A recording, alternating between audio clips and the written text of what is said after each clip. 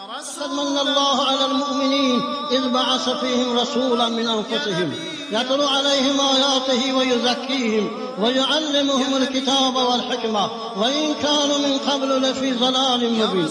الله تعالی در این آیت منت میکنه بر تمام مؤمنین که من از جنس شما پیغمبر فرستادم. البته از این نعمت بالاتر چه نعمت های؟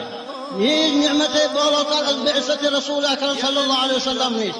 هیچ نعمت بزرگتر از نعمت اسلام نیست. هیچ نعمت بزرگتر از نزول قرآن نیست.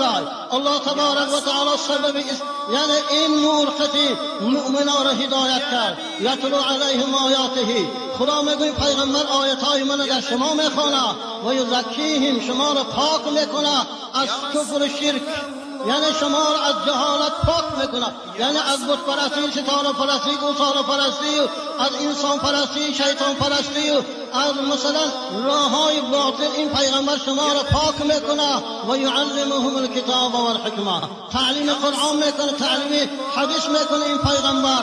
و این کانوا من قبل لفی ضلال مبین، پیش از آمدن این پیغمبر الله تعالی میگه انسانهای دنیا تمام در ضلالت بودن، در گمراهی. کی بود یا رب که رودن یسربو بطحا کنم، گه به مکه منزلو گه در مدینه جا کنم.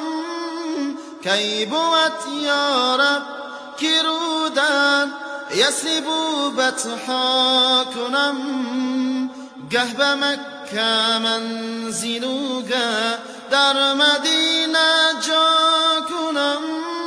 بر دری باب السلام آیم بگریم زار زار، گه به بابی جبرائیل از شوق ویلا کنم. در کناری زمزمت آیم کشم یک زمزمه، از دو چشمی خون فشانم چشم را دریا کنم. گرزی صحرای مدینه بویت آید یا رسول، جانی خود را من فدایی خاکی آن صحرا کنم. گرزی صحرای مدینه بویت آید یا رسول، جانی خود را من فدایی خاکی آن صحرا کنم.